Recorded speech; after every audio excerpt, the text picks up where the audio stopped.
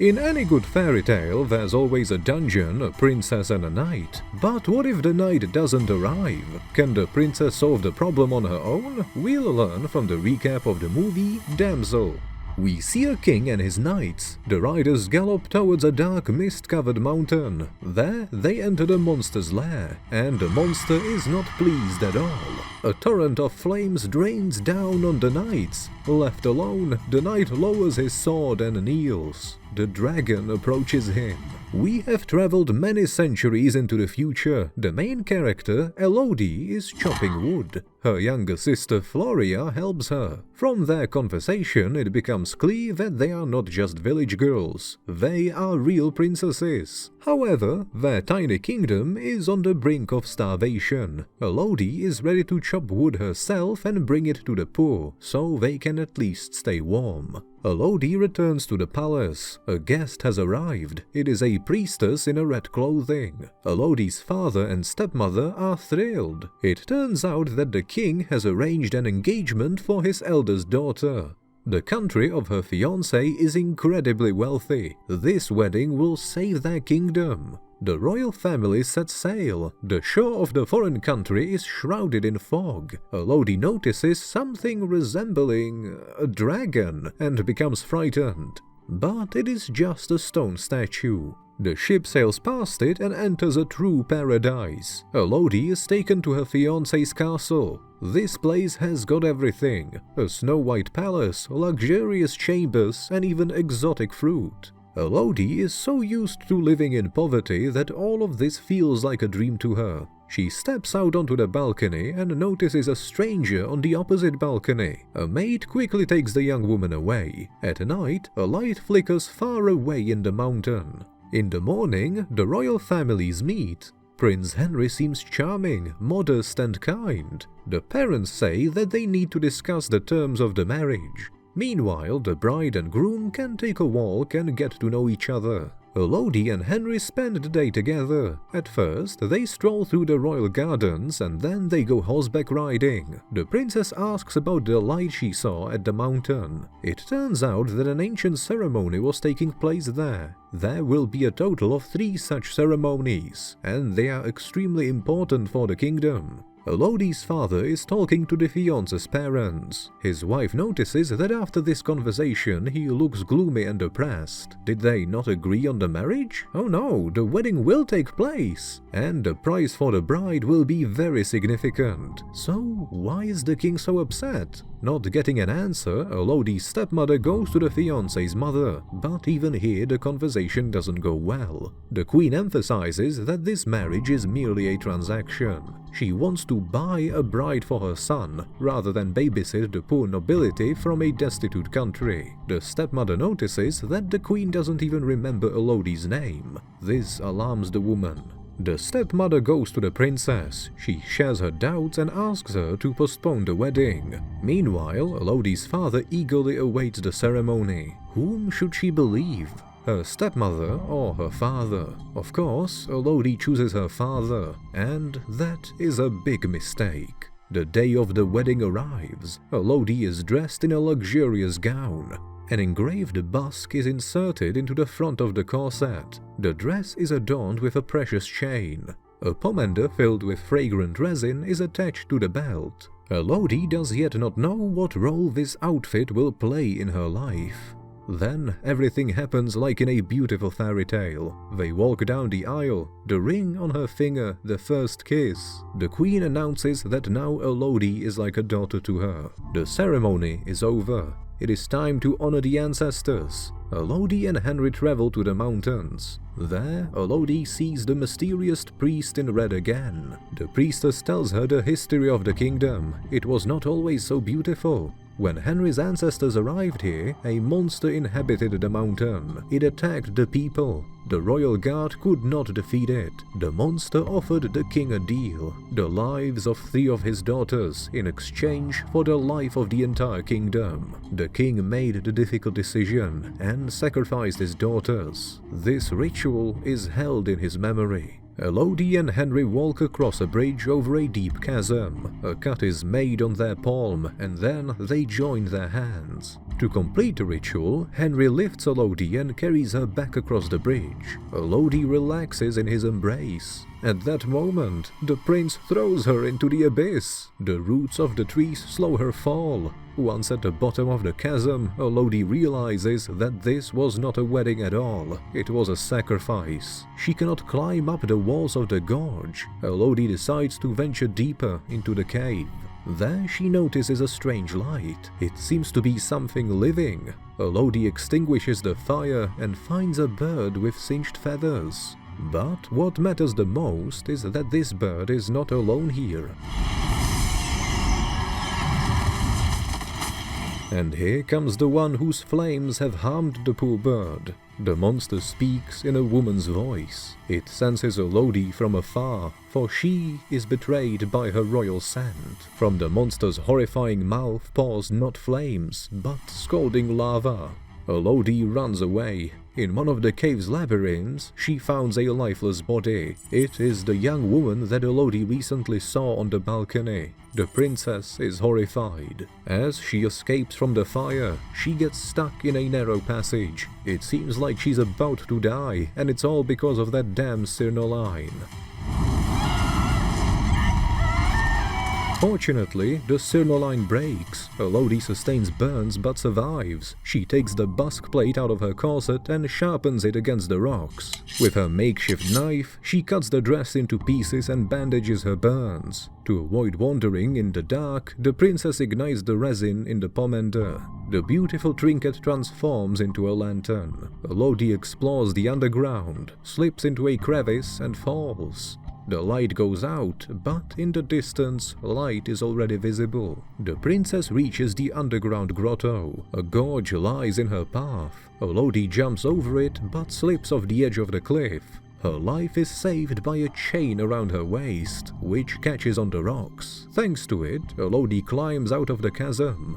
But what is glowing over there? Some kind of a slime? And here is its source. It's thick, glowing worms. Once again, her wedding dress helps the princess. Elodie tears off a sleeve and collects the worms in it. With this lantern, she makes her way to the icy grotto. The exhausted princess catches drops of melted water in her mouth. But the drops become more and more frequent. The ice is melting from heat and begins to crack. The dragoness has found her prey. Elodie hides. On the walls of her hiding place, she notices a scratched inscription. Save here, she cannot reach. Signed, V. As she examines the wall, Elodie sees many more signatures. It seems like dozens of princesses have been here before. Exhausted, Elodie tries to sleep. Her burns have become inflamed. She shivers with fear. In her nightmare, Elodie sees the other girl. Could it really be that none of them have survived? Elodie wakes up. While she was asleep, the glowing worms covered her burn. But what's this? It seems like their slime has healing properties. Feeling encouraged, Elodie searches the cave and finds a scratched map of the underground tunnels. The exit is marked on the map. Now, she just has to avoid getting lost at the forks and find the cave with the crystals. And there it is! Sunlight filters into the cave from above. The exit is near. Below, Elodie finds a metal crown. Judging by the engraving, it belonged to the mysterious V. Using the crown to grip the crystals, Elodie climbs upwards. The dragon watches her. One of the crystals breaks under the young woman's weight.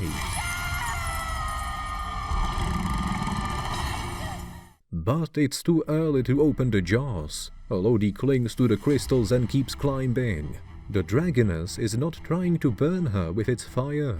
This is strange. But the girl is too excited by the nearness of freedom to think about it. Elodie reaches the cave's exit, only to find that it opens above a cliff. The path is at an end. There's nowhere else to run. Elodie is in despair.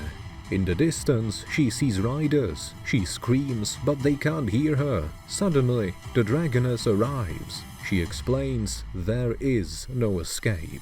Elodie must pay the debt. 3 were taken, so 3 must be given. Elodie doesn't have time to find out what this means. Voices echo from the depths of the cave. It seems to be the riders she saw. It turns out that Elodie's father couldn't live with what he has done. He sold his daughter in exchange for survival of his kingdom. But now he has hired a guide and has come to rescue her. Elodie rushes towards the sound of the voices. Suddenly, she stumbles into a cave filled with gold. In the center of it are broken eggs. The bodies of the baby dragons have turned into stone over the centuries. Elodie recalls the legend that the priestess had told her. It seems that the truth was heavily embellished. The dragon didn't attack the people. It was the people who wanted to steal the dragon's gold. When the king came for the treasure, he found a clutch of eggs. To prevent the baby dragons from growing into large ones, he ordered the eggs to be destroyed. At that moment, the dragoness arrived. She turned the kingdom to ashes. The king, terrified, fell to his knees. He promised that in exchange for his life, he would do anything. The grieving mother made a deal with him. Since the king had taken her 3 daughters, he would now give up 3 of his own, and he would continue to do so, generation after generation. Otherwise, his entire bloodline would be destroyed. Now Elodie knows the truth. She rushes towards her father's voice, but it's too late. The dragoness has reached him first. She injures the king and demands that he calls for his daughter to help.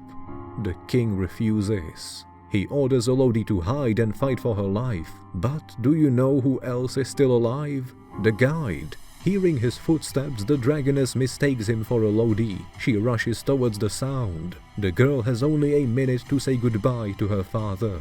The king committed a terrible act, but he paid for it with his life. Now the rope he used to descend into the cave will save his daughter's life. Elodie climbs upward. There, she uses the horse as bait. The dragoness becomes distracted by the animal, and now Elodie hides among the rocks.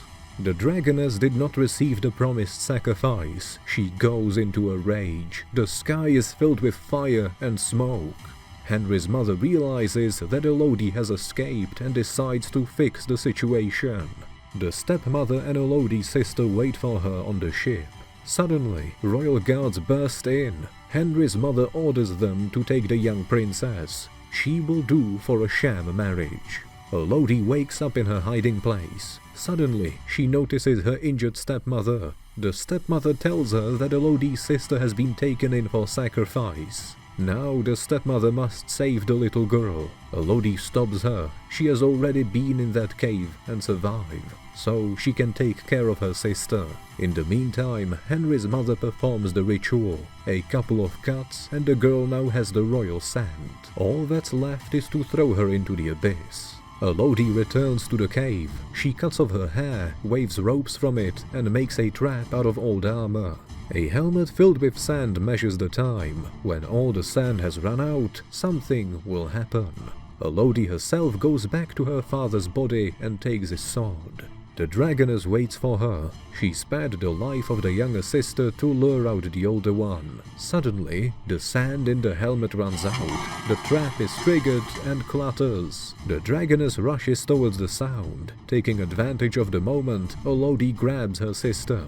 Unfortunately, they don't have enough time to escape. But Elodie is armed, and her weapon is not a sharp sword, but the bitter truth. The girl tries to explain to the magical creature that it has been deceived, but the dragoness does not want to listen to her. Elodie has to fight. It is an uneven battle. The girl admits her defeat and asks the dragoness to burn her quickly. Lava erupts from the dragoness's mouth, and then...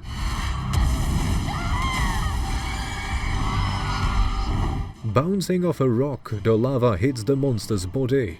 The fight is over. Elodie explains to the dragoness that all this time, innocent girls have been fed to her, not the king's daughters, but brides marked with the royal sand. Elodie will put an end to this. The girl plunges the sword, but not into the monster's head, instead into the ground. Then she collects the magical worms. They are needed to heal the dragon's wound. But what's happening at the palace? Prince Henry has a busy schedule. 2 sacrifices have already been made. Today is his 3rd wedding.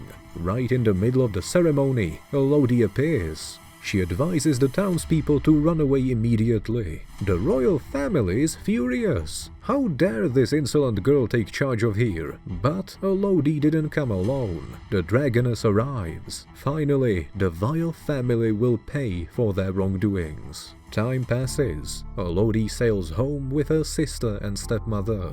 The dragon flies over their ship.